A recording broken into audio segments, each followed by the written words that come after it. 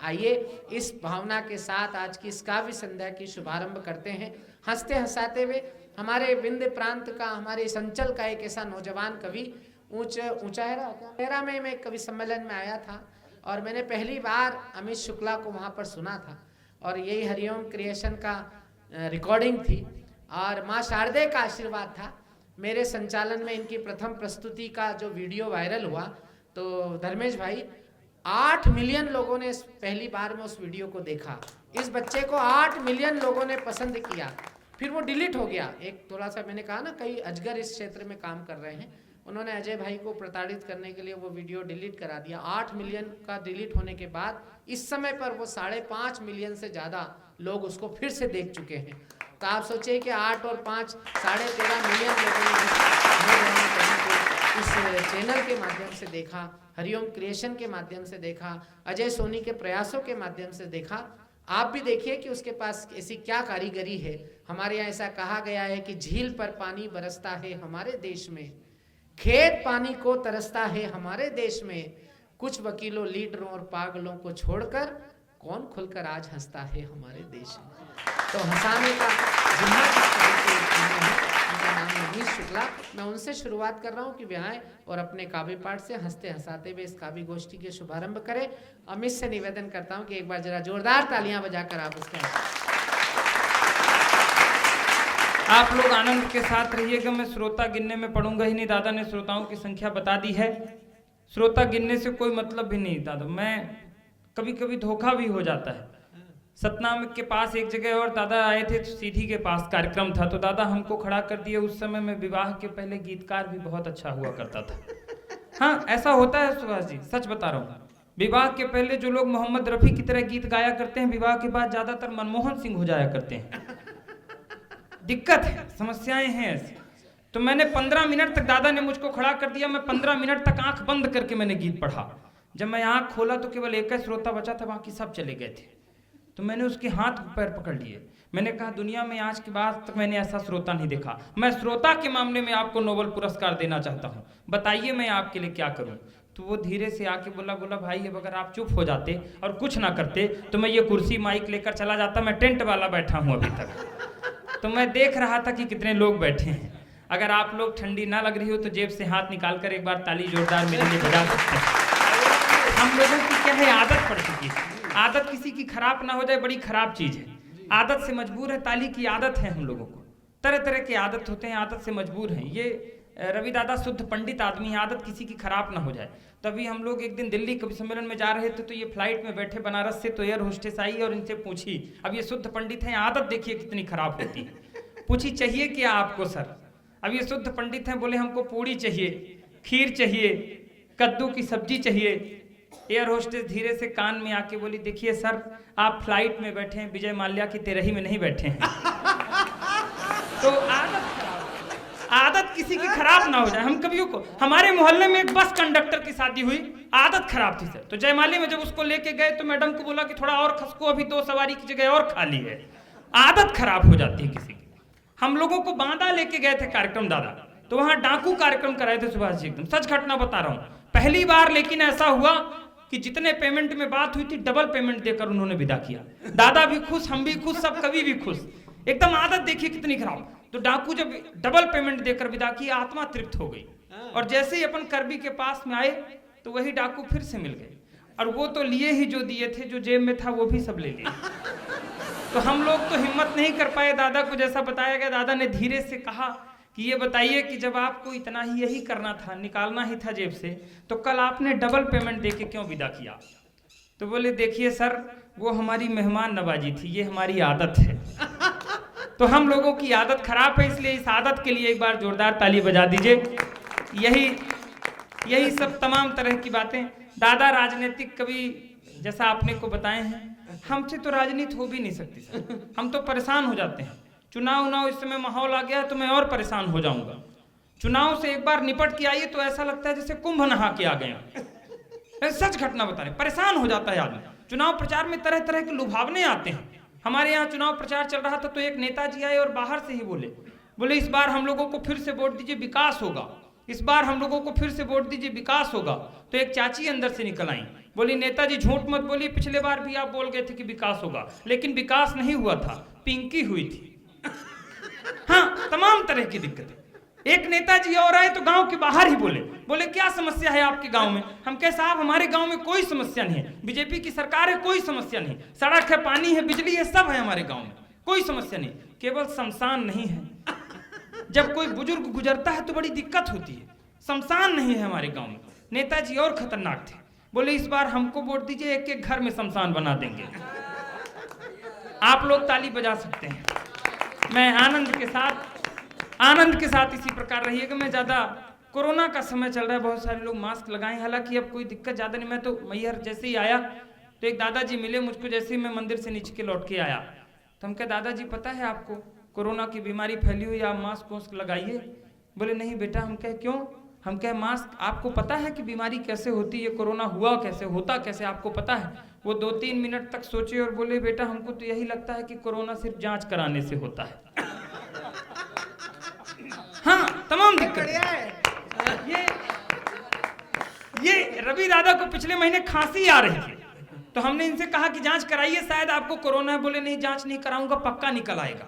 तो हम कहे फिर आपको कैसे पता चलेगा? बोले नहीं मुझको जिला अस्पताल ले चलो, तो मैं बिना जांच कराए पता लगाऊंगा कि मुझको कोरोना है कि नहीं। अब कवि की दिमाग देखिए, मैं इनको लेकर के जिला अस्पताल गया, इन्होंने पूछा, बोले कौन सा डॉक्टर जांच करता है? बोले यही डॉक्टर है। बोले डॉक्टर साहब हमको खांसी बुखार है। बोले फिर जांच कराइए। बोले बिना जांच कराए जानना चाहता हूँ कि मुझको कोरोना है कि नहीं। बोले ऐसा कैसे संभव है? ये कवि आदमी है, 2-3 मिनट तक सोचे, डॉक्टर के मुंह के पास अपना मुंह ले गए और उसका मास्क नीचे खसकाए, उसके मुंह में 4-5 बार तेज से खांसे। अब बोले डॉक्टर साहब अपनी जांच करा लीजिएगा, अगर आपको निकलेगा तो मतलब मुझको भी है। एक बार जोरदार तालियां बजा दीजिए। लेकिन कोरोना की बात चली है, एक शख्सियत इस देश की जिनके सामने आज हम सबको बैठने का सौभाग्य मिला है, वो भी इस बीमारी से जंग जीत कर आए हैं, आदरणीय शशिकांत यादव दादा। ये माँ का आशीर्वाद है कि कोरोना से बीमारी के बाद माँ ने उन्हें जीवन दान दिया है। और मैं ये कहूंगा इस मंच के माध्यम से कि माँ ने सिर्फ आदरणीय शशिकांत दादा के शरीर को नया जीवन दान नहीं दिया है, नया जीवन दान देकर पूरे हिंदी कवि सम्मेलन मंच की वाचिक परंपरा को एक नया जीवन दान दिया है। एक बार मैं चाहता हूं कि माँ को आभार करते हुए, हम सब की माँ की कृपा है कि वो जंग जीत कर आज फिर से हम सब के साथ है। हम सब थोड़ी परेशान हो गए थे। मैं चाहता हूं कि 4 पंक्तियों से मैं शुरू करता हूं, कोरोना के बाद बदला क्या क्या है, वहीं से निवेदन करता हूं। मंच बड़ा समृद्ध है, आदरणीय गुरु जी विराजमान है, रवि दादा और तमाम लोग। मैं 4 पंक्तियों से शुरू करता हूं कि बदला क्या, कोरोना के बाद आपको दृश्य कैसे कैसे दिखाई देते हैं। 4 पंक्तियां सुनिएगा, अगर ठीक लगे तो मैं बिल्कुल बात शुरू करता हूं, धीरे से निवेदन करता हूं, सुनेगा। कि टोकते थे लड़कियों को मुंह बांधने पे, जो आज लोग अपने वो मुंह को छुपाते हैं। सुनिएगा बदला क्या क्या। हम लोग लड़कियों को बहुत कहते थे कि मुंह बांधे घूमती हैं, अब सब मुंह बांधे घूम रहे हैं। कि टोकते थे, हर एक पंक्ति में देखिएगा क्या क्या बदला। कि टोकते थे लड़कियों को मुंह बांधने पे, जो आज लोग अपने वो मुंह को छुपाते हैं। कल तक चाय भी जो पति थे बनाते नहीं, घर में वो आज सारा खाना भी पकाते हैं। अच्छा है। ये मेरी व्यक्तिगत व्यथा नहीं है, ये कवि की समाज के प्रति चिंता है, आप गलत मत समझिएगा। नहीं कोई, हाँ आराम से सुनिएगा। मैं इसी प्रकार, हम लोग कवि हैं, हम लोग बंबई के जोकर नहीं है कि ड्रग्स और गांजा पी करके हंसाते हैं, हम लोग पति की डांट खा कर ही हंसा लेते हैं। आज ये तमाम तरह की टिप्पणी देख रहे हैं न्यूज, इसलिए मैं शुरू करता हूँ। कि टोकते थे लड़कियों को मुंह बांधने पे, जो आज लोग अपने वो मुंह को छुपाते हैं। कल तक चाय भी जो पति थे बनाते नहीं, घर में वो आज सारा खाना भी पकाते हैं। नेता कवि बिना बोले रह नहीं सकते हैं। हम लोगों की मजबूरी है सर, नेता कवि बिना बोले रह नहीं सकते हैं, इसीलिए दिन भर लाइव वो आते हैं। पंडित जी भी पूजा शुरू करने से पहले आचमन सैनिटाइजर से कराते हैं। पंडित जी भी पूजा शुरू करने से पहले आचमन सैनिटाइजर। 4 पंक्तियां और सुनिएगा। कोरोना काल में मुझे क्या अजीब घटना दिखाई दी। एक महानायक को कोरोना हो गया। आप सबको भी एक अजीब सी बात दिखाई दी होगी, न्यूज आई होगी आप तक, आप सब शायद ध्यान दिए हो या ना दिए हो, लेकिन अगर ना दिए हो तो मैं ध्यान वहां तक पहुंचाता हूं, निवेदन करता हूं, सुनेगा। कि मजबूरी में कभी जो बंद हुई थी किताब प्रीत का वो पृष्ठ फिर खोल क्यों लिया गया। अंतिम पंक्ति में अगर नजर ठीक गई हो महानायक के कोरोना होने पर, अगर आपकी भी नजर गई हो तो एक भी हाथ खामोश मत रहने देना। कि मजबूरी में कभी जो बंद हुई थी किताब प्रीत का वो पृष्ठ फिर खोल क्यों लिया गया। जिनके बिना थे कभी जीते नहीं एक पल, इतने बरस जाने कैसे है जिया गया। यौवन में भले एक साथ नहीं रह पाए, अंतिम पंक्ति संभालिएगा, यौवन में भले एक साथ नहीं रह पाए, अब जाके उपहार उनको दिया गया। निकले तो अमिताभ थे कोरोना पॉजिटिव, रेखा जी के बंगले को सील क्यों किया गया। तो अमिताभ थे कोरोना पॉजिटिव। रेखा, 4 पंक्तियां और समर्पित करता हूं, सुनिए। मैं तरोताजा विवाहित पुरुष हूं, उभरता हुआ पति, वहीं से बात शुरू करता हूं। सुनिए 4 पंक्तियां सुन लीजिएगा। कि मैंने एक शादीशुदा मित्र से ये पूछा, यार तुम ये बताओ दूल्हा घोड़ी पे क्यों जाता है। मेरे मन में एक बात आई कि दूल्हा घोड़ी पे ही बारात क्यों जाता है। गधे तू दादा पति है और ये जो कैमरामैन है ये पति होने जा रहा है। नहीं तो उनकी भी समस्या, वो धीरे धीरे बन जाएंगे। कैमरामैन तो वैसे भी वो फोटो खींचते खींचते बन जाते हैं। ये इनका दूल्हे का और कैमरामैन का बड़ा अटूट संबंध है। ये बिल्कुल एकदम बड़ा खतरनाक संबंध होता है। मैं शादी में बैठा था तो ये कैमरामैन थे, ये आकर के हमारी फोटो खींचनी हो तो खच्च से खींच के भाग जाते थे। अब मेरी मैडम की फोटो खींचनी हो तो कभी यूं कराएं कभी यूं कराएं। मैंने कहा भाई तुम कर क्या रहे हो। बोला आप शांत रहिए, मैं दुल्हन को अपने हिसाब से सेट कर रहा हूं। तो ये कैमरामैन और दूल्हे का जो संबंध है ये बड़ा बहुत पुरातन है और ये ऐसा ही रहेगा। मैं 4 पंक्तियां सुनिए। कि दूल्हा घोड़ी पे ही क्यों बारात जाता है, गधे पे क्यों नहीं जा सकता। अंतिम पंक्ति में आपको पता चलेगा। कि मैंने एक शादीशुदा मित्र से ये पूछा, यार एक दिन वो मुझसे कह रही थी कहीं जानते हैं आपको पाने के लिए मैंने 16 सोमवार के व्रत रखे। मैंने कहा अगर वो ना रखती तो, बोली फिर आपसे भी गया गुजरा मिलता। तो मैंने हाँ एक दिन और कह रही थी कहीं जानते हैं आपको शादी के पहले भी मैं बहुत अच्छी तरह जानती थी, शादी के पहले भी आपको आते जाते देखती थी। मैंने कहा जब इतना देखती थी तो आखिर क्या देख करके तुमने मुझसे शादी की थी। बोली 1-2 बार मैंने आपको आपके घर में बर्तन मांजते हुए देखा था। तो 4 पंक्तियां सुनिए, निवेदन करता हूं। कि मैंने एक शादीशुदा मित्र से ये पूछा, यार तुम ये बताओ दूल्हा घोड़े पे क्यों जाता है। उसने कहा जो यार याद मत दिलाइए, सोच कर उस दिन को आंसू आ जाता है। राज की बात यह मैं तुमको बता रहा हूँ, हालांकि कुंवारों को न बतलाया जाता है। और अंतिम बार घोड़ी पे वो चढ़ता बेचारा है, उसके बाद खुद ही गधा बन जाता। आप लोग जिस मन से तालियां बजाए हैं ऐसा लगता है जैसा मैंने आपका चरित्र चित्रण किया है। जिस गांव की मिट्टी को हम सब त्याग करके शहरों की धूल पे खो गए थे, कोरोना ने कुछ औकात दिखा दी है हमें। ध्यान रखिएगा, संकट काल पे अगर आपको सबसे ज्यादा कोई काम देगा तो केवल 2 ही लोग, हमारी जननी और हमारी जन्मभूमि।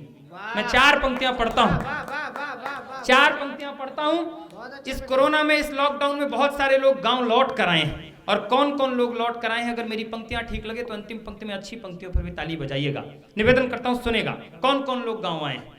कि कष्ट दे रही बहुत सीख दे रही है, किंतु इस बीमारी से कई राज गांव आ गए। कष्ट दे रही बहुत सीख दे रही है, किंतु इस बीमारी से, नया पढ़ रहा हूं आपकी जिम्मेदारी मुझे बताइएगा, मुझे उत्साह दीजिएगा। कि कष्ट दे रही बहुत सीख दे रही है, किंतु इस बीमारी से कई राज गांव आ गए। माटी की पवित्रता को कहते देहाती थे जो, शहरों से होके वो नाराज गांव आ गए। बूढ़ी माँ ये सोच रही बेटे उससे मिलने को, पंक्तियां संभालिएगा। बूढ़ी माँ ये सोच रही बेटे उससे मिलने को, छोड़कर सारा काम काज गांव आ गए। बाप की चिता को आग भी जो देने नहीं आए, मरने के डर से वो आज गांव आ गए। बाप की चिता को आग भी जो देने नहीं आए, मरने के डर से वो आज गांव आ गए। 4 पंक्तियां और पढ़ता हूं जो मेरे परिचय की हैं, मैं निवेदन करता हूं, सुनेगा। कि खुशियां न पूछ, एक बेटे के पैदा होने से लेकर अंतिम तक की आपको झलक दिखाता हूं। ये आकाश से उतरते हुए टीवी चैनलों से हमारे और आपके घरों में कुसंस्कार फैले। उन कुसंस्कार जो हमारे घरों के नहीं है वो संस्कार खा रहे हैं, वो कुसंस्कार हमारे घरों में फैला रहे हैं। सब कुछ बदला दिया है इस टीवी ने। यशोमती मैया से बोले नंद लाला टाटा स्काई लगा डाला तो लाइव झिंगा लाला, ये आने लगा। हंसने की जरूरत नहीं है, हमारे आस्था, हमारी पूजा, हमारे संस्कारों पर प्रहार हो रहा है। मैं 4 पंक्तियां पढ़ता हूं, निवेदन करता हूं कि खुशियां न पूछो यार पुत्र पैदा होने पर। हमारे पड़ोस में मैं निवेदन करता हूं, सुनेगा अगर दृश्य अगर आपको भा जाए तो फिर सुनिएगा, निवेदन करता हूं। खुशियां न पूछो यार पुत्र पैदा होने पर, परिवार वाले लोग नाचते व गाते हैं, बेटे की सवारने के लिए जिंदगी को रोज माता पिता सपने भी कितने सजाते हैं। वक्त का ये खेल देखो बेटे जब कमाने लगे, समय बदला, वक्त का ये खेल देखो बेटे जब कमाने लगे, सपने माँ बाप के वो आंसू बन जाते हैं। और अंतिम पंक्ति में एक शब्द का 2 अर्थ में प्रयोग किया है, अगर अंदर तक झकझोरे तो फिर पीछे तक हाथ खोलिएगा। कि वक्त का ये खेल देखो बेटे जब कमाने लगे, सपने माँ बाप के वो आंसू बन जाते हैं। कंधे पे पिता ने जिन बेटों को घुमाया कभी, वही बेटे आज कंधा देने में लजाते हैं।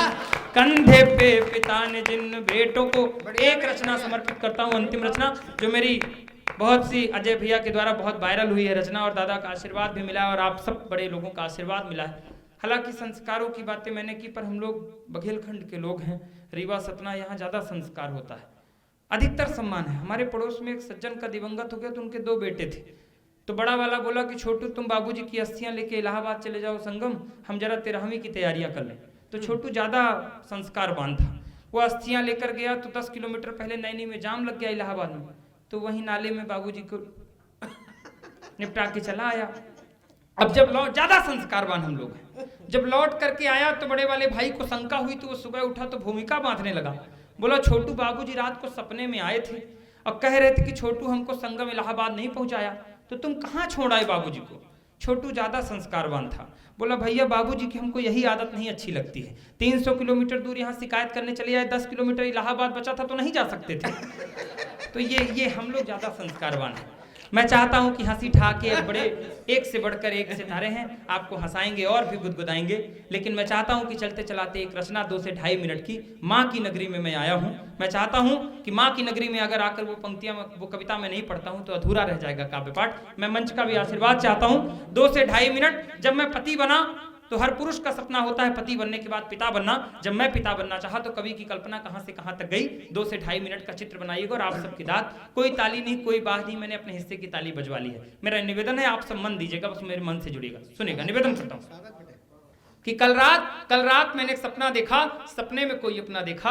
कल रात चित्र बनाइएगा। कल रात मैंने एक सपना देखा, सपने में कोई अपना देखा। एक अजनबी सी सूरत थी, देखने में बड़ी खूबसूरत थी। मैंने पूछा क्यों मौन हो तुम, प्यारी ये तो बताओ कौन हो तुम। बोली अभी तक धरती ने मुझे जाना नहीं, बोली अभी तक धरती ने मुझे जाना नहीं। पापा क्या आपने भी मुझे पहचाना नहीं, पापा क्या आपने भी मुझे पहचाना नहीं। मैं बहुत ही जल्द किलकारी मारने वाली हूँ, मैं बहुत ही जल्द किलकारी मारने वाली हूँ। आपकी बेटी बनकर धरती में आने वाली हूँ, आपकी बेटी बनकर धरती में आने वाली हूँ। आंसू खुशी के छलकने लगे। पिता पुत्री जब सपने में मिलने लगे, मैंने कहा कन्यादान। मैं उस बच्ची से क्या कह रहा था संभालिएगा। मैंने कहा कन्यादान महादान है, ये वेदों की शिक्षा थी। और किसी बेटी का पिता बनूं ये मेरी भी इच्छा थी, किसी बेटी का पिता बनूं ये मेरी भी इच्छा थी। इसलिए सारे दुख दारिद्रों को हर जाओ, बिटिया लक्ष्मी बनकर आ मेरे घर जाओ। तुम्हारे आने पर खुशियां मनाऊंगा, नाच गाना और जलसा कराऊंगा। तुमको कांधे पर बिठाऊंगा, पालने पर झूला झुलाऊंगा, उंगली पकड़कर स्कूल पढ़ने ले जाऊंगा, पढ़ा लिखा कर बड़ा अफसर बनाऊंगा। अरे आओ देखो तो बेटी मेरा देश कितना खूबसूरत है। राजीव भैया मैं उस बच्ची को इस माटी का गुणगान सुना रहा था। मैंने कहा अरे आओ देखो तो बेटी मेरा देश कितना खूबसूरत है, जहां हर कन्या देवी की मूरत है। अरे जब कोई अपने सत्कर्मों का फल पाता है तब वह इस धरा पर जन्म लेकर आता है। इतना सुनते ही, तालियां आपने गलत जगह पर बजाई है, कविता का यू टर्न मारिएगा। इतना सुनते ही उसकी सिसकियां फूट पड़ी और वो गुस्से से मुझ पर टूट पड़ी। बोली सच है। अब शायद अगली पंक्ति में आपके गुस्से की तालियां आएंगी। बोली सच है पापा, बोली सच है कवि देवता पैदा हुए थे इस देश में। अब तो बस दरिंदे घूमते हैं यहाँ इंसानी वेश में, अब तो बस दरिंदे घूमते हैं यहाँ इंसानी वेश में। 3 साल की बच्ची, 5 साल की बच्ची सुबह अखबार पढ़ने उठी है तो रोकते खड़े हो जाते हैं। ऐसे समाज की कल्पना हमने किया तो माँ भगवती ने भी नहीं की रही होगी। बोली सच है कवि देवता पैदा हुए थे इस देश में। अब तो बस दरिंदे घूमते हैं यहाँ इंसानी वेश में। आप कहते हैं यहाँ कन्या देवी मान ली जाती है, फिर क्यों उसी देवी की असमत लूट ली जाती है? वाह वाह वाह। अंतिम 4-6 पंक्तियां विदा करिएगा। वो बच्ची मुझसे और क्या कह रही थी, बोली मैं जैसे ही अपने पैरों पर खड़ी हो जाऊंगी, मैं जैसे ही अपने पैरों पर खड़ी हो जाऊंगी, आपको पता भी नहीं चलेगा कब बड़ी हो जाऊंगी। पिता के लिए पुत्री कभी बड़ी नहीं होती है। मैं जैसे ही अपने पैरों पर खड़ी हो जाऊंगी, आपको पता भी नहीं चलेगा कब बड़ी हो जाऊंगी। अरे आपका कलेजा तो उस वक्त दर्द से मचल जाएगा जब कोई भेड़िया आपकी खिलखिलाती कली को कुचल जाएगा, और आप उस भयानक दर्द को फिर सह नहीं पाएंगे, और उस घटना के बाद समाज में इज्जत से रह नहीं पाएंगे। इसलिए क्षमा कर देना, हे पिता क्षमा कर देना। हम सब रोज माँ से बिटिया मांगते हैं, लेकिन उस बच्ची का दर्द, हे पिता क्षमा कर देना। मांगना तो भले कुछ मांग लेना ईश्वर से तुम, लेकिन भूल से भी औलाद अपनी बिटिया ना मांग लेना तुम। धिक्कार है। विदा करिएगा मैहर वालों, बहुत स्नेह दिया आप सबने। धिक्कार है जहां लोग जानवर से भी बदतर सोच पालते हैं और एक मासूम बच्ची के शरीर को नर पिशाच नोच डालते हैं। आप जैसे कई पिताओं के सपने, क्या किया था मैंने, क्या किया था दामिनी, गुड़िया, बिट्टू, लाडो और तमाम निर्भय, उन तमाम बच्चियों के पिताओं ने एक सपना ही तो देखा रहा होगा। और आप जैसे कई पिताओं के सपने यूं ही टूटते रहेंगे जब तक समाज में वहशी दरिंदे आवारा घूमते रहेंगे। बहुत बहुत शुक्रिया, बहुत बहुत आभार।